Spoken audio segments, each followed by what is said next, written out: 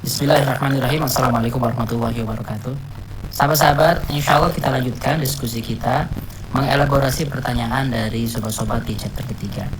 Hasil diskusi dari kawan-kawan per grup merangkumnya menjadi pertanyaan-pertanyaan terpilih. Coba kita perdalam lagi ya dari materi kemarin. Kita lihat pertanyaan dari siapa ini. Oke ya. Bismillah. Kami dari kelompok 5. Dari kelompok 5 kami tadi berdiskusi dan menyepakati bahwa kita tuh menanyakan dan mendiskusikan terkait kebenaran dari RKU itu sendiri. Jadi gimana sih kita tahu kalau RKU yang kita buat itu benar? Sedangkan tadi dari diskusi kita berkembang gitu, bukannya dengan bertambahnya ilmu, bertambahnya pengetahuan, bertambahnya pengalaman kita tuh kita semakin punya banyak cara pandang gitu, semakin luas cara pandang kita gitu.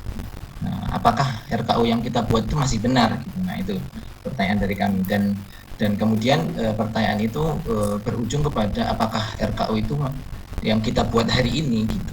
Dan kita merencanakan RKU itu untuk akhir hidup kita. Apakah RKU yang kita buat hari ini itu masih di akhir hidup kita nanti itu masih relevan? Dan juga kita juga tadi intinya tadi lebih ke situ terkait relevansi RKU itu. Mungkin itu dari kelompok 5 gitu. Oke, bisa ditangkap. Baik, ini Akhambar. Terima kasih pertanyaannya tentang kebenaran RKU, perubahan zaman dan relevansi. Sebetulnya sederhana sekali. Indikator dari RKU yang benar adalah keyakinan diri. Disebutnya itu adalah as-sakinah, kemantapan, kestabilan. Bahkan kita itu punya azam bahwa yang sedang kita jalani ini kita merasa layak dipresentasikan di depan Allah Subhanahu wa taala. Ini adalah pertanyaan paling genuine yang bisa ditanyakan oleh seorang muslim kepada dirinya sendiri. Di beberapa waktu yang lalu ada seorang yang bertanya ke saya tentang mungkin dia sedang mencari pembenaran. Dia menyukai sebuah klub musik dari Korea ya. Ini die hardnya si Ahwat ini. Lalu bertanya membanggakan si klub musik tersebut, cerita di depan publik itu. Lalu bagaimana ya bahwa saya ini mendengarkan musik ini juga teringat perkataan para ulama dan juga bisa mendekatkan saya pada Tuhan. Jadi saya jadi lebih baik dengan si grup musik ini. Oke, saya tahu bahwa si Ahwat ini sedang mencari pembenaran bahwa yang dia lakukan ini baik kok gitu kan. Nah, manusia itu akan selalu bisa mencari pembenaran apapun itu. Tapi setelah saya menjelaskan, tidak langsung saya skakmat ya ataupun langsung saya hantam ini nggak boleh, haram, nggak juga. Kenapa? Karena orang itu kalau memang nggak siap nggak akan mudah berubahnya. Saya jelaskan bahwa apapun silahkan, boleh, ini pilihan Anda. Tapi sahabat-sahabat, ada satu pertanyaan yang perlu Anda jawab, yaitu apakah Anda yakin di padang mahsyar, di yaumul hisab, Anda akan laporan di depan Allah Subhanahu wa taala, ya Allah, usia masa mudaku bahkan seumur hidupku waktu di dunia aku habiskan untuk melakukan ABCD, apalagi untuk mengikuti konser si klub ini bertahun-tahun, menjadi fansnya, die hardnya, menjadi arminya, lalu Anda bangga di depan Allah mempresentasikan hal itu. Kalau menurut Anda layak mempresentasikan hal itu di depan Tuhan semesta alam, go on. Karena itu adalah pertanyaan hati nurani. Dan biasanya tidak mungkin orang berbohong dengan jawabannya sendiri. Misalnya kita bisa ngomong macam-macam lah tentang sebuah bisnis atau sebuah produk yang syubhat, nggak apa-apa kok, yang penting untuk kebaikan. Tapi kalau Anda bertanya ke diri sendiri, yakin nggak bahwa hal ini Anda pede, punya confidence ya, dan juga merasa tenang, aman kalau dipresentasikan di padang mahsyar di depan Allah Subhanahu wa taala. Kalau memang hati nurani manusia itu ada filternya sendiri, ada seperti cerminnya, kata Rasulullah SAW.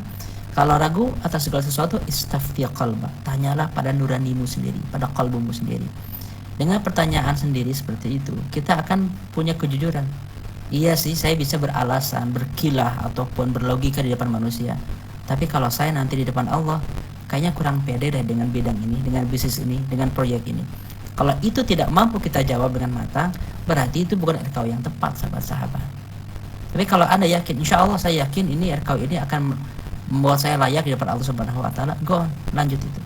Jadi indikator kebenaran RKU, kebenarannya ya, indikatornya adalah RKU ini layak dipresentasikan di depan Allah Subhanahu wa taala. Sehingga Kalau kita selalu berpikir RKU ini akan saya laporkan di depan Allah, minimal RKU-nya itu benar secara syariat, secara agama. Kenapa? Karena sudah melewati filter renungan di depan Allah. Lalu pertanyaan berikutnya, apakah RKU ini tetap impactful? Apakah tetap relevan? Apakah tetap kepake ya, dan juga ada manfaatnya setelah bertahun-tahun, bahkan 10 tahun ke depan misalnya, apakah kepake tetap? Nah, inilah masalahnya. RKU itu sejak awal bukan hanya kontribusi ya, tapi unggulan. Harus the best, harus yang gede, harus yang tinggi. Karena kalaupun ada sebuah amal ya, sebuah kontribusi yang saya yakin kalau saya di depan Allah, saya laporan amal-amal ini ya, insya Allah diterima. Misalnya ada laporan di depan Allah, saya akan misalnya membuat sebuah masjid yang harganya 10 miliar dan gede di tengah kota menjadi pusat kegiatan dakwah. Bisa kayak gitu. Tapi barangkali itu tercapainya dalam waktu sebentar, dan nanti akan banyak besi-besi yang lain yang jauh lebih ramai yang kita ditinggalkan sepi. Jadi kontribusinya betul, kita melaksanakan sebuah amal, berdiri mesinnya, tapi nggak terlalu impactful, nggak terlalu berdampak. Bahkan setelah di masa kita hidup, setelah jadi masjid itu nggak terlalu kepake. Kenapa? Karena terlalu kecil targetnya. Makanya sahabat-sahabat, RKU itu kontribusinya harus unggulan, harus yang the best, yang gede. Yang tercapainya di usia kita tua, bahkan mungkin tidak tercapai di usia hidup kita yang 80 tahun, 90 tahun. Dan dilanjutkan oleh generasi-generasi setelahnya. Apakah nanti akan berubah melihat perkembangan zaman? Tergantung. Kalau Anda merumuskan RKU yang berdasarkan kebutuhan zaman yang besar, biasanya itu akan masih relevan beberapa puluh tahun ke depan. Misalnya kalau ada orang yang punya RKU ingin menciptakan sebuah bahan produk yang bisa menggantikan listrik tapi sangat murah harganya dan mudah diproduksi di Indonesia, itu gak akan dalam waktu setahun 2 tahun, bertahun-tahun itu akan kepake. Sampai ada orang lain yang jenius, yang hebat menciptakan hal itu, baru RKU kita tidak relevan. Ya upgrade kalau itu yang terjadi, upgrade. Tapi selama kita merencanakan hal yang besar, insya Allah nggak akan mudah kesampaian. Makanya sejak awal saya bilang RKU itu kita setting tercapainya di usia tua dengan target yang sangat tinggi. Itu meminimalisir agar RKU-nya tidak tidak gampang tercapai karena saking rendahnya. Lalu bagaimana kalau misalnya RKU-nya itu di tengah jalan ada perubahan karena perkembangan zaman? Nah, kalau RKU-nya itu bersifat teknis ya, menciptakan sesuatu yang kemungkinan orang lain mau bersaing menciptakan hal itu sangat mungkin terjadi. Berarti yang kita lakukan adalah mengganti jenisnya atau meningkatkan skalanya. Apapun itu produk, menciptakan hal ini ternyata orang lain udah bikin. Nah, upgrade skalanya. Anda menggunakan barang yang diciptakan orang lain itu, tapi Anda upgrade. Kalau sederhananya gini, saya ingin membangun kota saya, kota yang eco-friendly. Ternyata ada wali kota yang hebat membangun itu. Ya upgrade mimpi Anda. Kenapa? Anda udah kecapean oleh orang lain. Lalu perkembangan itu berubah. Apakah RKU tetap relevan? RKU itu sebuah project, bukan ilmu. Jadi RKU yang gede justru membutuhkan ilmu yang selalu diupdate. RKU itu bukan berarti sekarang kita sudah menentukan semua ilmu bidang studi, judul buku yang akan kita pelajari fix selama 60 tahun ke depan ini akan kita baca. Enggak seperti itu. Yang fix itu adalah grand projectnya yang besar sekali.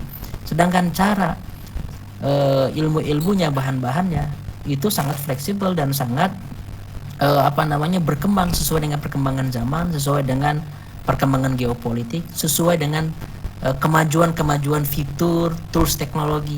Justru itu semakin berkembang dan itu tidak kontradiksi dengan RKU yang fix. Makanya sederhananya gini, kalau Anda ingin memastikan RKU ini tetap relevan, beberapa puluh tahun ke depan juga tetap dibutuhkan dan tidak mudah dicapai oleh orang lain, pastikan RKU-nya itu global, tinggi sekali, bahkan mungkin tidak banyak orang yang mampu mencapainya, hanya segelintir orang. Nah, Anda bersaing dengan orang-orang seperti itu, gitu ya. Jadi RKU itu perlu fix. Kenapa? Karena nanti ketika Anda menerjemahkannya menjadi kurikulum pribadi, barulah tahu bahwa satu RKU itu membutuhkan banyak sekali kapasitas diri dan kurikulum pribadi. Gitu. Silakan, ada pertanyaan yang lain.